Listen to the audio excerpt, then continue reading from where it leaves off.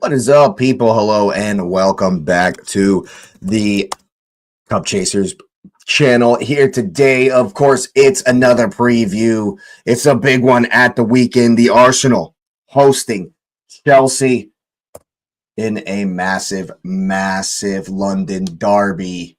One that I'm looking forward to a whole bunch. It's going to be fun. It's going to be tough. It's going to be exciting. And I have to say, I'm hoping Chelsea bring something different than they did last time. I definitely expect them to bring something different than they did last time. It was pretty pathetic from them the last time they came to the Emirates Stadium. But as this is the league instead of the cup where they were down already, dynamics are different. Game's going to be different, all different. But London is still red, of course, and we're hoping to keep it that way. So go and smash up the likes, everybody, on your way in. I, of course, appreciate you being here. Subscribe to the channel if you are new. It would be an honor. It would be a pleasure to welcome you to the community. We're on our way to 250 and everything beyond that, of course. Go ahead and let me know what you're thinking in the comments section down below. Will the Arsenal defeat Chelsea? Is it going to be heartbreak? Or is it going to be same old at the Emirates Stadium?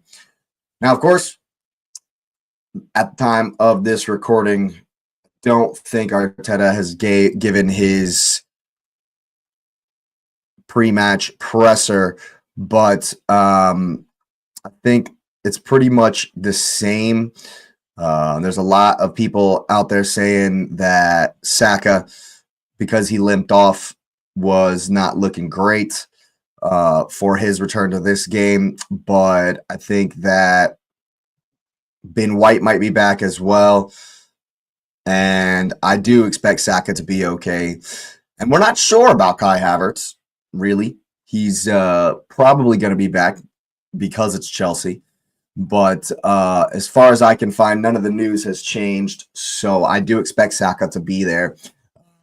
And it'll be interesting to see who starts, Odegaard or Eze. But right off the rip, we'll start out before we get to that with the fact that we got to have this one. Absolutely, unequivocally, we have to win this one.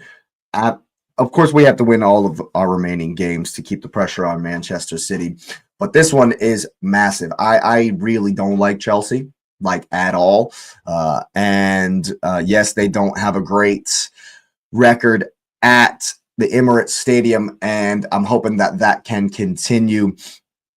But I doubt very much if it's going to be, the same tepid performance that they had last time when they came to the Emirates. I do expect more passion, more verve, more excitement.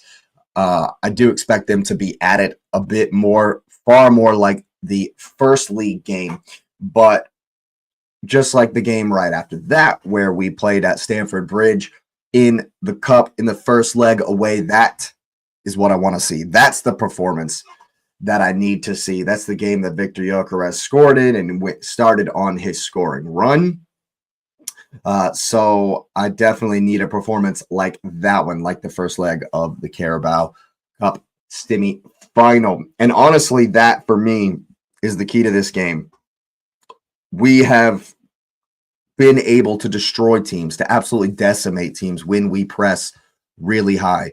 We did it in that Carabao Cup first leg, and we scored 3 goals at the Bridge. We did it versus Bayern, scored 3 goals. Did it versus Atletico, scored 4 goals. Did it versus Tottenham twice, scored 4 goals both times. So I want to see that same high press. I want to see that same energy, making sure that they're forcing Sanchez to hit it long. That is going to be the strategy, making sure we are sticking with our marks, making sure that Chelsea cannot pass through the lines and out of the back. They're not very good at that, in my opinion. That's not their best attribute, trying to play through the lines. So I do think we can really hurt them if they stick to that. If they're committed to trying and playing out from the back, our high press is going to absolutely destroy that. And so I do expect to see a bit more long balls, maybe not as many as we saw in that the last time we played them, where they were just trying to find the lap on the right wing. That was dumb. So I really don't expect to see that. It'll be something different, in my opinion, but there will be a bit. I mean, that's what we do. We force teams to hit it long. That's like the bread and butter of our defensive strategy, of our defensive press. And so I do 100% expect them to have to play it long. And that's where we're going to win the game. That's where the game will be won and lost. Chelsea are very good in the counter press. That's their best attribute. So what that means and how that's going to apply to this game is the fact that they're going to battle. They're going to battle for the midfield. Those 50-50 balls, after we make them hit it long, they're going to battle for it. I guarantee they're going to have someone closer to whoever their front man is, probably João Pedro. So they're going to have someone closer to him than they did to Liam Delap in their last game. And we're going to have to win those second balls. Battling and play really fast when we do. We have to play really fast when we do win those second balls, because that's where they're strongest. That's where Chelsea are the strongest, and they're going to be able to probably win their fair share of those. We need to be better than them in that regard. We absolutely have to dominate the midfield. And I think that all three games, honestly, that we've played, Enzo Fernandez has gone missing because of the physicality from Declan Rice and Zubamendi, and I am hoping for the same. I think that needs to be the same. We definitely need to blanket him. He tends to be the guy, especially in the configuration of Andre Santos, Caicedo, and Enzo. He tends to be the one they look to try to play things forward. But recently, Andre Santos has been playing well, and so we're going to have an eye on him. I do expect him to be in middle of the park. We can't give them any space. And when we do win the ball and get in behind Caicedo, that is going to be crucial. When we get behind Caicedo, we absolutely, unequivocally have to play so quickly. 1-2 touch stuff in transition, vertical passes through the lines, into the channels like Victor Gyökeres has been loving recently. And we got to play quick, and we have to finish. We're going to have to 100%. At the end of the day, right now, that's probably, even though I'd say, we put 4 goals past Tottenham. Tottenham are shit, so that's a little bit of a outlier anomaly, I guess. If you look at the 2 games before that, it was the finishing that really, really let us down. So as long as we're sharp and we play 1-2 touch stuff in transition, when we win the ball and get in behind Caicedo, that's going to be key. When we do have our opportunities in behind Caicedo, we're going to have to take them. We're going to absolutely have to take them. And the higher we press, the longer we maintain that high press, the more times we're going to turn the ball over high versus the likes of Andre Santos in there. And so I think that if we do that, because that's when we're at our best, if we do that and we continually create a short field for ourselves, I think we'll absolutely decimate them. I think we'll absolutely put 3-4 goals past them, and it'll be a breeze. But of course, we cannot let them win second balls. If they start winning more second balls, Cole Palmer gets into it, gets comfortable. If we let them get into a rhythm at all, it could be difficult. It could be very, very, very difficult for us. We can't let crosses in. Cole Palmer's very good at the crosses. Pedro Neto has a good cross on him. No, I don't necessarily rate Pedro Neto as the greatest goal scorer. I think he's better as a traditional kind of winger where he can beat a man and get a cross in. And so we just can't let that happen. There can't be any crosses coming in. A lot of our issues when we concede goals has just been pure chaos in the box. When it's just the ball's in the mixer, we didn't clear it well, fluffed our lines, didn't follow a man like Brentford, chaos like Wolves. That's been where we've really struggled and conceded goals is when the opposition has created chaos in the box. And how do you stop that? Don't let the ball in the box. It's like real simple. Don't let the ball in the box. Don't let the crosses in. Don't let them win the ball high up the pitch in the second with the second balls and the 50-50 situations after we make them hit it long. Don't let them do that. Don't let them do any of that. And I think we'll have a whole lot of success. Now, it's going to be interesting to see because Cucurella is out and Fofana is now out. So it'll be interesting who we actually see. Probably Tosin and Chalobah. Maybe, I mean, I don't know if Gusto's out as well. We might see him on the left-hand side. Reece James has to play in this one, of course. There's no way we don't see Reece James. I expect it to be at right back. I'll be very surprised with the form that Andre Santos is in. He's been decent over the last few weeks, so I would be shocked if he doesn't start the Caicedo, Enzo, and Andre Santos midfield. But, of course, they got to squeeze Cole Palmer in there unless he ducks this one like he normally does. So I'm not actually sure. Andre Santos might drop to the bench, and it might be Enzo, Caicedo, Palmer in the midfield with Reece James at the right back. It could be a complete Frankenstein of a formation because just based on the fact that Reece James has been really strong in the midfield against us in those 3 matches. So we might see that just based on what's gone before this season.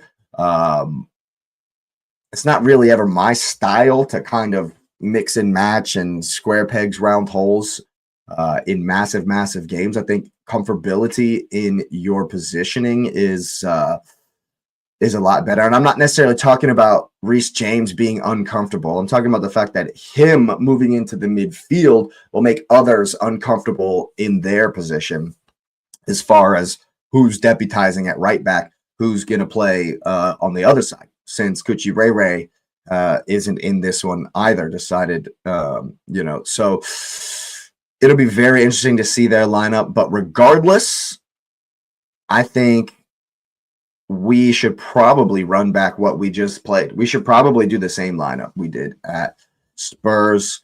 I think if Ben White's available, maybe he should get the start. Timber has looked gassed. Yeah, well, we've had a whole week off, so I'm not sure. Timber might be back, raring, ready to go. But for me, definitely going to be David Raya in goal. That goes without saying. On the left, if Calafiori is fit, maybe. But I think Hincapié is playing really, really well. And even if Calafiori is fit, honestly, I think Hincapié deserves the start.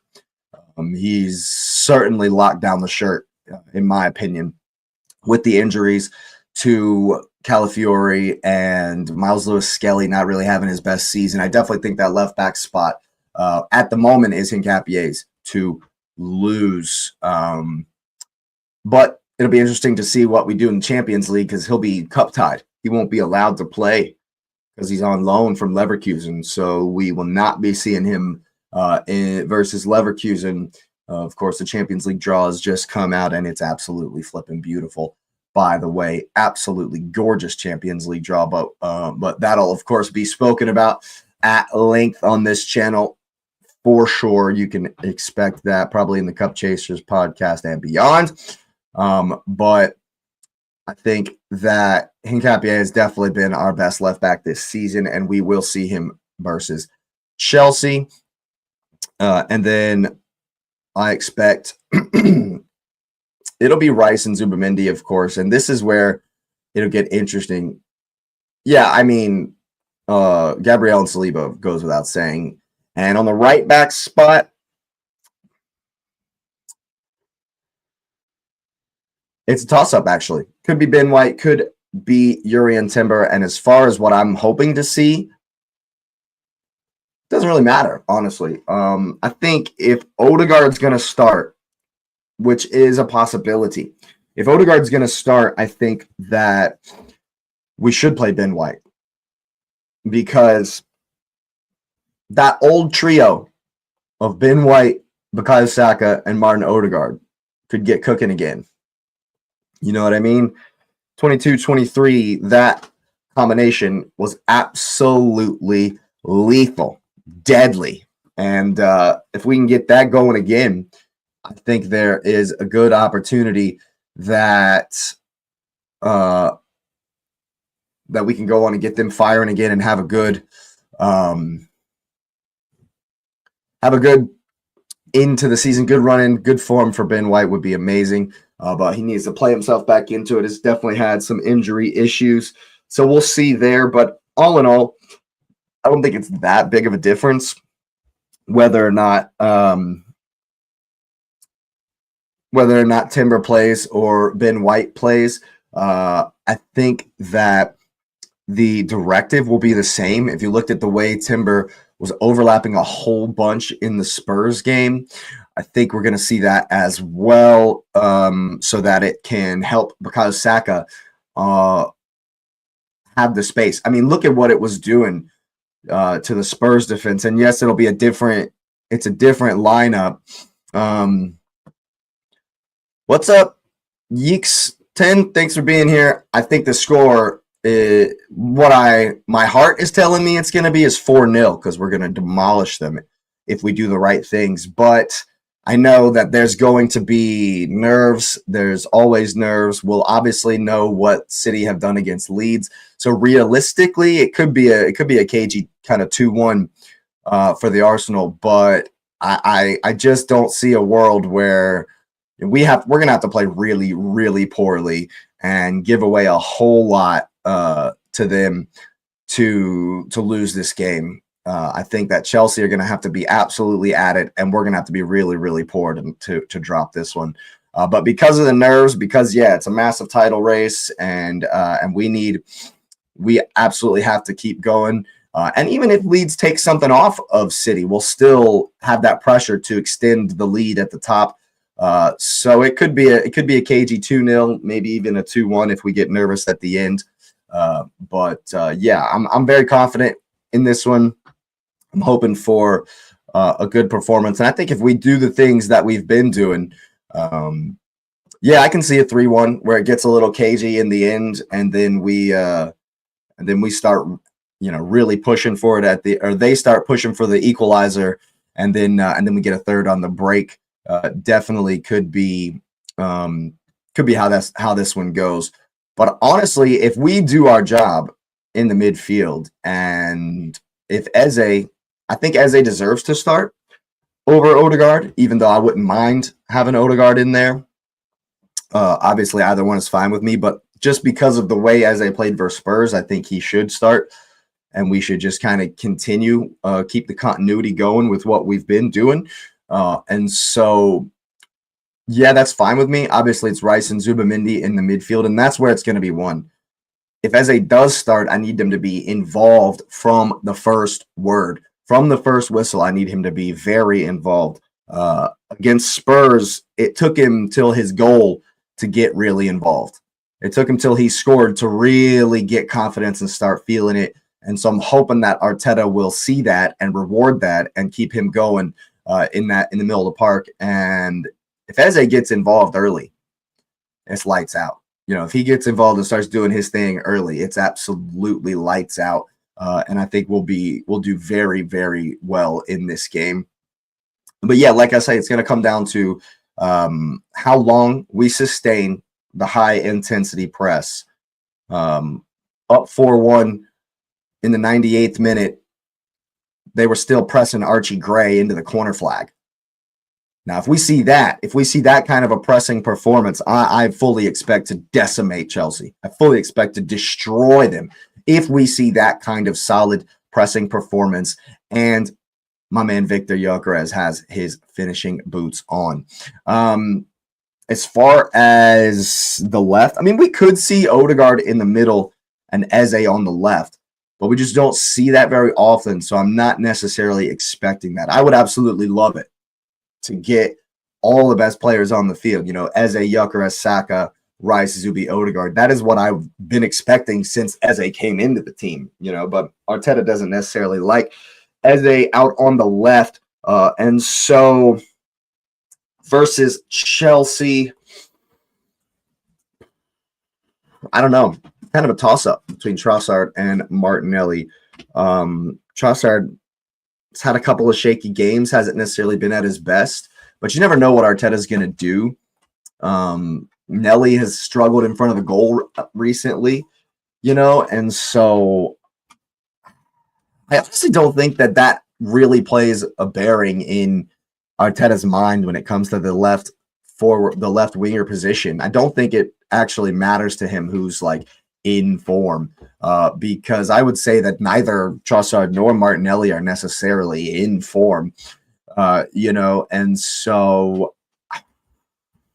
I guess it all depends on like training this week and who's looking better in training and who seems to be feeling better.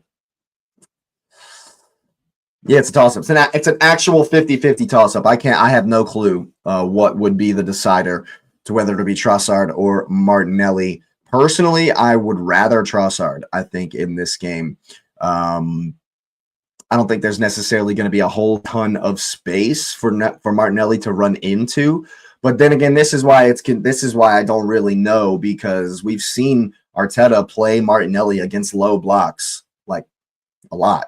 So it could be Nelly on the left-hand side. But regardless, I do expect Victor Gyökeres to get the start and Bukayo Saka to get the start, which I'm totally fine with, perfectly fine with, absolutely love that. Victor, just keep scoring, bro. Just keep on scoring. I want to see this more and more and more and more and more. I want to see it all over the place. And I expect we will. I think that Gyökeres is in fantastic goal-scoring form. Excuse me. I think that he's confident, he's feeling good, and it's now a familiar opponent. We've played them 3 times. He scored against them in the Carabao Cup semifinal first leg, and that's, for me, when he got going this season. And from that point, he scored 8 in 12. And I want to see it continue. I want to see that continue. I think an early goal in this one, Gyökeres has just been playing so well. If he scores an early goal, I think we're going to absolutely demolish them. He's been very, very good when Arsenal have been forced to hit it long. We've been doing it a little bit too much for my taste in recent games, but the way Gyökeres is holding the ball up, the way he's getting touches for Eze, for Saka, for Trossard and Nelly on the other side, running the channels, he's been fantastic. Gyökeres has absolutely been fantastic, and I think that if he leads the line as he has done in the last couple of games, I think we're going to be just fine. It's going to be very, very important. This is one of the things that's most important, especially if Eze starts to get close to Victor, like he was versus Spurs. When that ball goes long from Raya and Victor's running after it, Eze is going to have to recognize where he's going, follow him, and be the guy to win the second ball. Obviously, if it goes closer to Saka, same with him. He's going to have to get close to Victor, and we have to be close to him to win the second balls if we're going to be hitting it longer. Obviously, I don't want to see that like every single time, like I bet Chelsea are going to do, just because of if we press them really high, bread and butter, make them hit it long. That's what we do in the press. And so on the opposite side of it, when we do ourselves hit it long, because obviously, every single team in this league is able to press and make teams and hustle and harry up high and make teams hit it long. So when we do that, someone's going to have to get close to Victor so that we can win the second balls up high, as well as winning it off them up high. And that is where we need to be devastating. We need to be lightning fast. We need to play quick 1-2 touch stuff in transition and really punish them. I'm talking about a blitzkrieg right out the rip. That's what I want to see. I want to see a first 20 minutes like we used to see in 22-23 season, where we just came flying out the blocks. That's what I want to see in this one. Let's get up 2-3 goals, and then we can relax.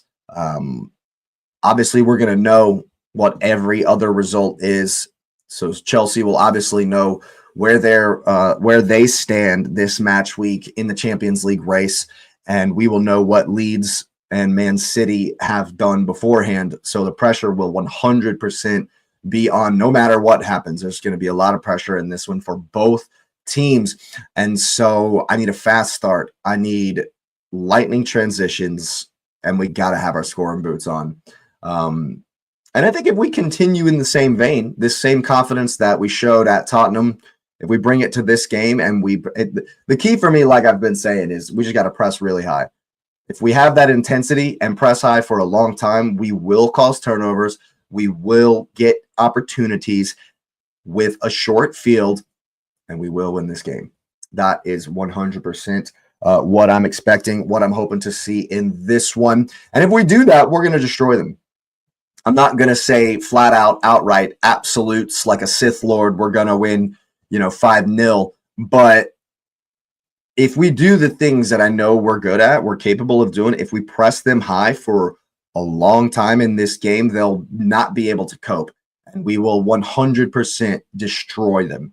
So to reconcile my, heart prediction with my head prediction, I honestly think that this is going to be a 3-0 to the Arsenal. It's not going to look like a 3-0. The game, the eye test, probably will be tougher than that. But if we press them and cause all kinds of opportunities, I think we can, over the course of the game, pick them off. So we might get an early 1-0 and then like an early second half 2-0. And then it could be, in the end, it could be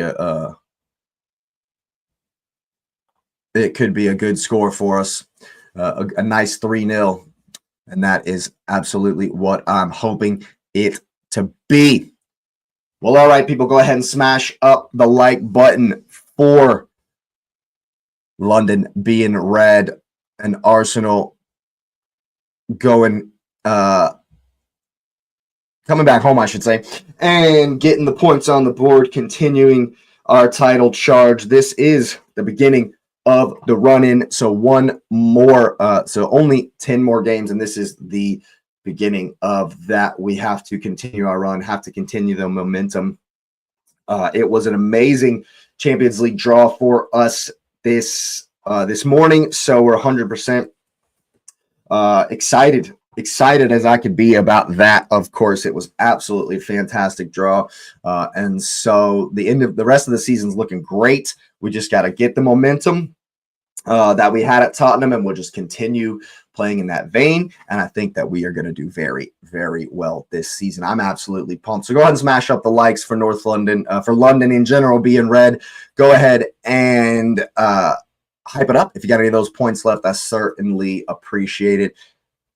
And hit that subscribe button if you're new. It would be an absolute honor and a pleasure to welcome you to the community, welcome you to the channel, and make sure you got that notification bell on, people. We will be back before you know it. So once again, I thank you for being here, and you will see me next time.